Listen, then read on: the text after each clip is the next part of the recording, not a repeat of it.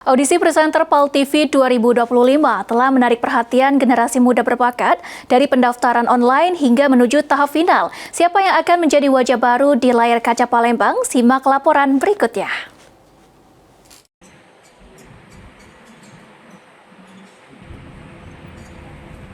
Audisi presenter PAL TV 2025 masih dibuka hingga 29 Agustus, menjadi peluang emas bagi generasi muda berbakat di layar kaca.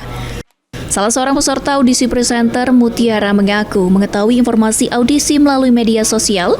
Dirinya tertarik mengikuti ajang ini karena ingin mengembangkan kemampuan komunikasi, terutama sebagai alumni jurusan Ilmu Komunikasi. Ya, termasuk dari lulusan komunikasi, jadi saya ingin mencoba.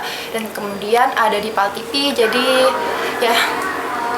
Sebelumnya pernah nggak mengikuti ajang-ajang seperti ini gitu? Belum pernah. Ini first time. First time, orang yang pertama kali. Ya. Sementara itu, General Manager PAL TV Sri Febrianti menjelaskan, audisi ini bertujuan mencari bibit baru dan melakukan regenerasi ikon PAL TV. Rangkaian audisi final nantinya akan dilaksanakan di PS Mall, sekaligus memberikan bekal keterampilan public speaking bagi calon presenter.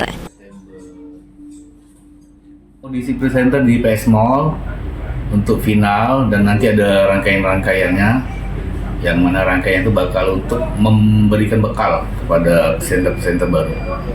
Untuk peserta audisi presenter, mulailah mengembangkan diri, be yourself, dan juga berikan lain terbaik sehingga bisa menjadi ikon PAL TV yang baru.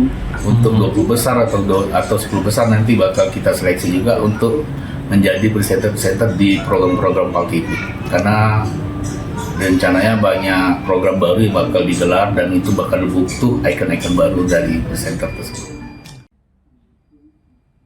Dengan audisi presenter, PAL TV berharap lahir wajah-wajah baru yang siap menyapa pemirsa dengan profesionalisme, percaya diri, dan kemampuan komunikasi yang mumpuni.